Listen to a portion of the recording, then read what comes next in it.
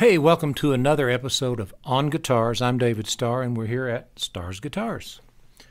One of the things that any guitar person knows, if you've fooled with this stuff for any time at all, is that a good story often accompanies a good guitar. It can always accompany a bad guitar as well. But if you get a good one that's got a good story, that's a keeper, right? So we all like to talk about the one that got away, or that amazing pawn shop find, or you were digging under grandma's bed or whatever and found something that hadn't, in the case that hadn't been opened in 50 years or whatever. We've heard all the stories. Some of us have lived those stories. I'm going to talk today about Wilma. Wilma is a 1958 Fender Stratocaster, and as some of you know, I started out as a drummer. But in the mid-'70s, I thought, I'm around good guitar players all the time. I'm around guitars all the time, for that matter, and I would like to have a nice guitar to play.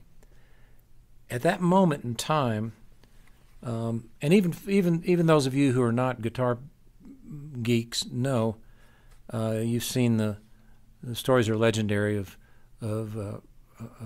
guitar prices going up, just like a lot of things. There was a market for things, and the prices fluctuate and go up and down. But in 1976, Fender Stratocasters were not yet insanely valued, and I bought this guitar pretty much in this condition for $250. Now, shortly thereafter, everyone went nuts, and the price shot up to $1,500, and then to $2,500, and then it just continued to escalate through the 80s and 90s, reaching stupid numbers at some points. Didn't stay stupid for long, but they're still pretty highly valued guitars. And if you've got one that was under grandma's bed for 50 years, it's going to be worth a lot of money. But this one was cheap enough at the time. I bought it, kind of nudged my way to the front of the stage and played with the band for a while, playing this guitar on a few songs. And it really is one that I was never going to let get away, right? I played this guitar through the late 70s, moved to Aspen, Colorado in 1981, and while I played drums a lot there as well, in fact, if you're going to play in a ski town, you need to play everything you know how to play about 6 nights a week. And some afternoons just to survive because of the cost of living. So this guitar got used a lot. I was walking home one night from a gig at 1:30 in the morning or 2, snowing hard. I lived about 2 blocks from the downtown mall there in Aspen, from the bars, and the old case that came with it was held together with duct tape and stuff. It just fell apart, and the guitar fell out in the snow. The case could not be repaired. And I know some of you are going, oh man, that'd be worth a lot of money now. Not this one. It was just pieces and parts by then. So anyway, I got me another case and threw that one in the dumpster. Yeah, I wish I had it, but anyway. So this guitar has been through a lot. While I lived in Aspen, one of my favorite stories was playing a little place called Patty Bugatti's, and those of you who spent time in Aspen then know what I'm talking about. Little below street level bar in the Continental Inn that's no longer there, and it was packed one night, and I was playing with some guys, and I was playing guitar, and everybody used to smoke in the bars in those days, and so it was smoky, couldn't see very well, but the energy was good, in those days, and we were young and we were bulletproof and all that good stuff. So I leave the stage, step off. The stage is only 6 inches, or maybe a 2x6 with a plywood top, so it wasn't very high. stepped down off the stage, and I'm kind of working my way back to the bar or the bathroom or something, and here comes a guy that was recognizable to me, but that I did not know personally. And he put his hand out and he said, I'm Dan Fogelberg. And I said, well, yeah, yes, you are. He said, do you mind if I play that guitar? And I said, no, that'd be great. That'd be really good. So by then, I had named this guitar Wilma, which was my grandmother's name on my mother's side. And so it was special to me.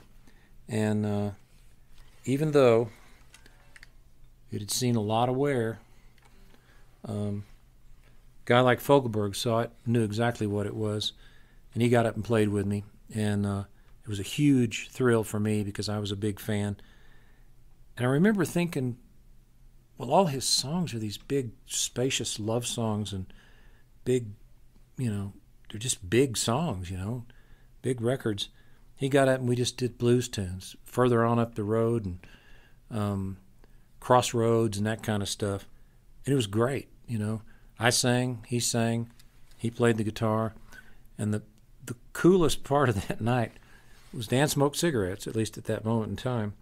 And I had an amp made out of wood. It was made out of oak or something ridiculously heavy. And he'd left a cigarette burning on the edge of that amp. And as we're playing through the song, I'm glancing back there, and he's just into it. So he's not paying attention, but I noticed that cigarette's getting pretty close to the edge of the, it was laying on the filter on the edge of the amp. So it's getting pretty close to burning a place on that wood. And by the time we both turned around and got to it, it had burned a black spot on the edge of the thing. And he apologized and fell all over himself. And I said, it's okay, it's part of the story. And years later, when I sold that amp to somebody in Little Rock, Arkansas, he said, yeah, I want it, but I just got to ask what happened here. And I told him, and he went, I'll take it. So, again, part of the story. This guitar, when I got it, going all the way back to the beginning, when I got it, it was pretty beat up. As you can see, it had been through a lot, and I probably did some of that. Most of this wear was already here. The back is interesting because I don't know if you can see, there's a little blue area there. I was somewhere one day and somebody had a little rubber stamp that was profiles of the Three Stooges. I took it and put it on the guitar. Why? I don't know why. Rum and Coke, perhaps? I don't know. And then if you look closely, right in here, there's a little X. I scratched that in there one time, just in case everybody or anybody ever stole this, I'd be able to identify it. Again, seemed like a good idea at the time.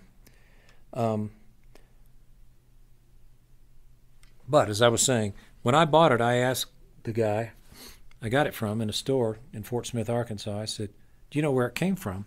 He said it was owned by an old-time Southern tent revival preacher. So my guess is this has some real stories in it. And it really hadn't been played anywhere but down here.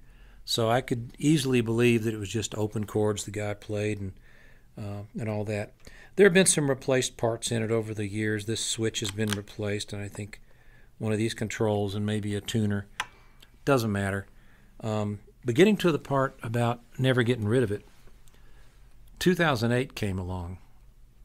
And while we're in the middle of a pandemic and everybody thinks this is the worst thing ever, up until 2008, I didn't know anything about recessions, really, because I hadn't lived through one of any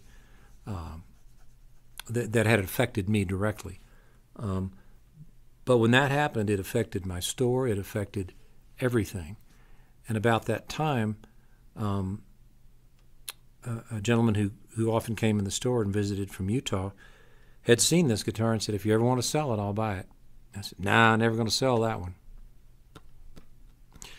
So about the time that everything I owed went up and things I owned went down, he made me an offer I couldn't refuse.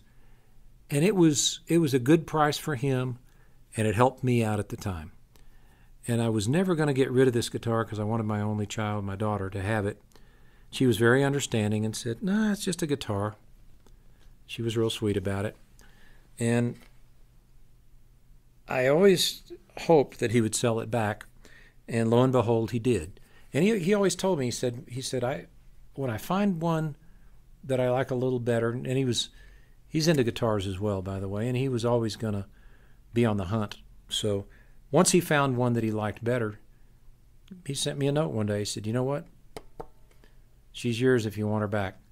And I paid him what he had paid me in 2008, plus I paid him a little bit just so he could, come out with a little bit of an advantage after all this time, which was only fair. And he was more than fair about it, and I'm grateful forever for that. So now it's never going to leave my hands until I can no longer hold it. So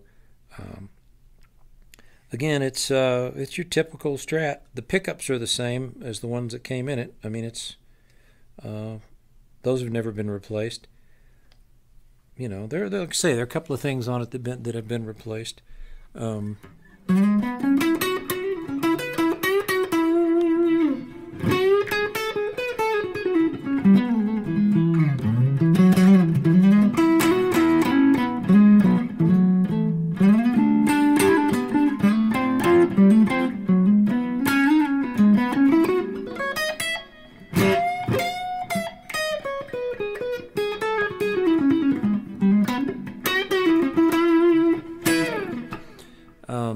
It's interesting because I've had a lot of electric guitars in the interim, because I have a store and I'm able to try a lot of things, so I'm fortunate. But the minute I got this back in my hands, I remembered why I wanted to play electric guitar in the first place. There'll never be another Wilma, and I'm going to keep this one forever until one of my grandkids is able to take it over.